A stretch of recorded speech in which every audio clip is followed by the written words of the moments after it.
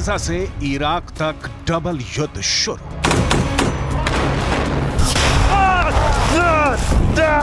Gaza युद्ध धीरे धीरे मिडिल ईस्ट से लेकर पश्चिम एशिया तक फैल चुका है। अब जो खबरें आ रही हैं वो हैरान करने वाली हैं। पिछले 80 दिनों में इजरायल और हमास के बीच छिड़ी जंग में डबल युद्ध शुरू हो चुका है। हालात ये हो गए हैं कि एक तरफ गाजा में इजरायली सेना हमास के लड़ाकों से आर पार की जंग कर रही है, जबकि दूसरी तरफ लेबनान बॉर्डर की तरफ से हिजबुल्लाह के लड़ाके इजरायली सैनिकों पर घात लगाकर हमले कर रहे हैं। यहां तक कि हूथी लड़ाकों ने इजरायल के साथ साथ अमेरिकी सैन्य ठिकानों पर हमले बहुत तेज कर दिए हैं। यहां तक कि ईरान के कताइब हिजबुल्लाह लड़ाकों ने इराक और सीरिया में अमेरिकी सैन्य ठिकानों पर रॉकेट से हमले किए हैं, जिसकी वजह से अमेरिकी सेना के होश उड़ गए हैं। हम आपको डबल युद्ध में ट्रिपल अटैक की वो हकीकत दिखा रहे हैं जो आने वाले दिनों में इजरायल और अमेरिका के लिए नासूर बनने जा रही है।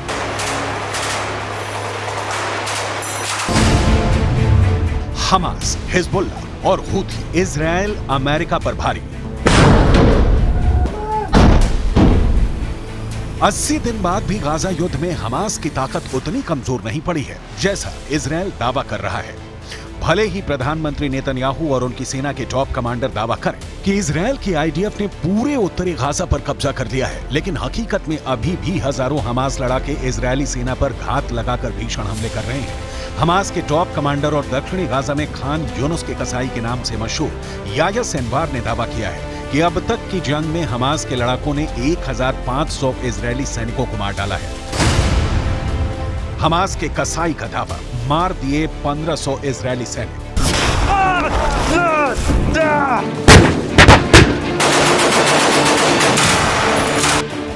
गाजा में भले ही इजरायली सेना ने बढ़त बना रखी हो, लेकिन इजरायल के पीएम नेतन्याहू को भी मानना पड़ा है कि गाजा युद्ध में इजरायली सैनिक काफी संख्या में मारे गए हैं, जो हालात को और बदतर बना रहा है। इजरायल खुद मान चुका है कि उसके 475 से ज्यादा सैनिक अब तक जंग में मारे जा चुके हैं। यह आंकड़ा वाकई इजरायल के लिए बहुत बड़े खतरे की घंटी है, लेकिन इस खतरे से बड़ा खतरा अब मिडिल ईस्ट से लेकर पश्चिम एशिया तक फैल चुका है, क्योंकि हूथी और ईरान समर्थित कताइब हिजबुल्लाह लड़ाकों ने इजरायल और अमेरिका के सैन्य अड्डों पर एक साथ हमले शुरू कर दिए हैं। पहले आप ये जान लीजिए कि हूथी और ईरान समर्थित लड़ाकों ने अमेरिका पर कहां हमला किया है। अमेरिका ने यह तो नहीं बताया है कि ईरान समर्थित लड़ाकों ने अमेरिकी सेना पर कब हमला किया था, लेकिन यह जरूर बताया है कि उत्तरी इराक में मौजूद अमेरिका के एरबिल एयर बेस पर ड्रोन से हमला किया गया था। अमेरिका के रक्षा सचिव लॉयड ऑस्टिन के मुताबिक इराक में अमेरिकी सैनिकों पर यह हमला ईरान समर्थित कताइब हिजबुल्लाह के लड़ाकों ने किया था। इराक में ईरान समर्थित कताइब हिजबुल्लाह के लड़ाकों के इस हमले में वैसे तो कई अमेरिकी सैनिक घायल हुए, लेकिन 3 सैनिक बेहद गंभीर रूप से घायल हैं। कताइब हिजबुल्लाह ने अमेरिकी सैनिकों पर ड्रोन से हमले कैसे किए, इसकी जानकारी नहीं दी गई और ना ही घायल अमेरिकी सैनिकों के नाम बताए गए हैं। इराक में कताइब हिजबुल्लाह के हमलों से अमेरिका बौखला गया था। हमास, हिजबुल्लाह और हूथी इजरायल अमेरिका पर भारी।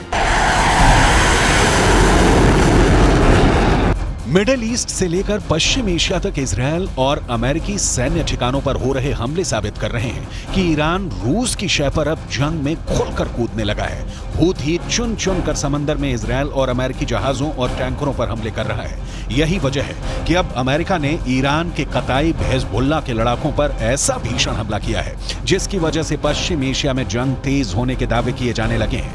हम आपको बताते हैं कि अमेरिका ने ईरान के कताइब हिजबुल्लाह लड़ाकों पर जोरदार एयर स्ट्राइक की है। जरा देखिए कैसे। अमेरिकी रक्षा सचिव लॉयड ऑस्टिन के मुताबिक अमेरिकी सेना ने ईरान समर्थित कताइब हिजबुल्लाह पर भीषण हवाई हमले किए हैं। कताइब हिजबुल्लाह पर अमेरिका ने यह हमले इराक और सीरिया में किए हैं। सोमवार यानी 25 दिसंबर को अमेरिकी सेना ने कताइब हिजबुल्लाह पर हमला किया था। लड़ाकू विमानों और मिसाइलों से ईरान समर्थित कताइब हिजबुल्लाह लड़ाकों के 3 ठिकानों को अमेरिकी हमले में तबाह करने का दावा किया गया है। खबर के मुताबिक अमेरिकी सैनिकों के घायल होने के बाद राष्ट्रपति जो बाइडेन ने ईरान समर्थित मिलिशिया समूहों के खिलाफ जवाबी कार्रवाई करने का आदेश दिया था, जिसके बाद ये हमले किए गए। अमेरिकी सैन्य बलों ने इराक में कताइब हिजबुल्लाह और कई समूहों की ओर से इस्तेमाल की जाने वाले 3 ठिकानों पर हमले किए। ये सटीक हमले इराक और सीरिया में अमेरिकी अधिकारियों के खिलाफ ईरान प्रायोजित मिलिशिया हमलों का जवाब है। कताइब हिजबुल्लाह सरीखे समूह ने एरबिल एयर बेस पर हमला किया था।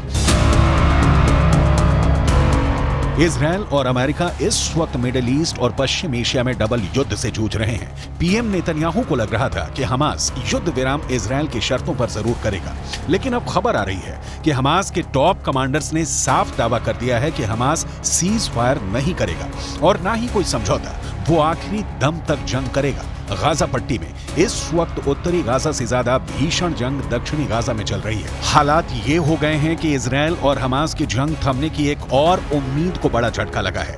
24 दिसंबर को इजरायली मीडिया रिपोर्ट्स में दावा किया गया कि हमास और इस्लामिक जिहाद आतंकी संगठनों ने इजिप्ट या कहें कि मिस्र के उस प्रस्ताव को ठुकरा दिया है जिसमें कहा गया था कि अगर ये दोनों संगठन गाजा की हुकूमत किसी तीसरी ताकत को सौंप देते हैं तो इजराइल परमानेंट सीज फायर कर देगा।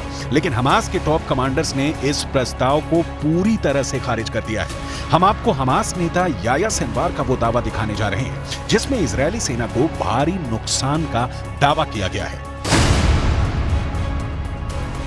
हमास के कसाई का दावा, मार दिए 1500 इजरायली सैनिक।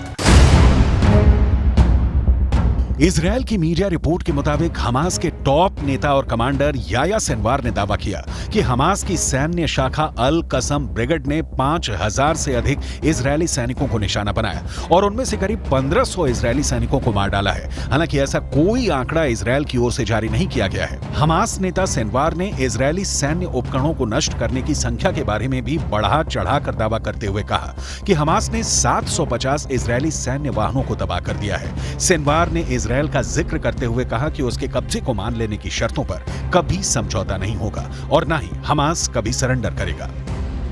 दूसरी तरफ इजराइल के प्रधानमंत्री बेंजामिन नेतन्याहू ने गाजा का दौरा किया है और साफ शब्दों में कहा है कि हम फिर साफ कर देना चाहते हैं कि इजरायली सेना इस जंग को तब तक बंद नहीं करेगी जब तक वो गाजा में मौजूद हर आतंकी संगठन का कब्जा खत्म नहीं कर देती। אמש שוחחתי שוב עם הנשיא ביידן. אני מעריך את עמדתה האיתנה של ארצות הברית במועצת הביטחון, עמדה שתומכת במאמץ המלחמתי שלנו. אמרתי אתמול לנשיא ביידן שאנחנו נילחם עד לניצחון המוחלט. ייקח כמה זמן שזה ייקח. हालांकि इजराइल के भीषण हमलों से गाजा लगभग तबाह हो चुका है। जरा देखिए फिलिस्तीनी किस हालत में पहुंच चुके हैं।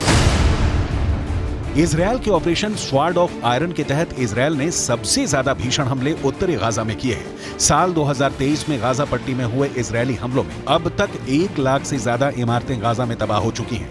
उत्तरी गाजा की लगभग 11 लाख की आबादी में से 85% फिलिस्तीनी हमास समर्थक भाग चुके हैं। ज्यादातर फिलिस्तीनी उत्तरी गाजा से दक्षिणी गाजा की तरफ भागे हैं। इजराइल की आईडीएफ का दावा है कि उसने 7 अक्टूबर से अब तक 22,000 से अधिक टारगेट्स पर हमला किया है और उन्हें तबाह कर दिया है।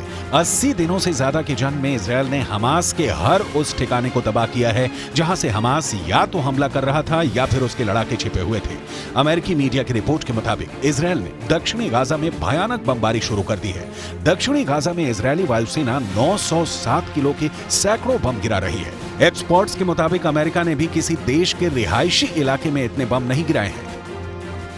कुल मिलाकर हमास, हिजबुल्लाह और हूथी तीनों संगठनों के लड़ाके इजराइल और अमेरिका से लंबे युद्ध की तैयारी में जुट चुके हैं। चीन, ईरान, रूस की शह पर अब मिडिल ईस्ट और पश्चिम एशिया में ऐसा डबल युद्ध शुरू हो चुका है जो नए साल में तीसरे विश्व युद्ध का बड़ा कारण बन सकता है।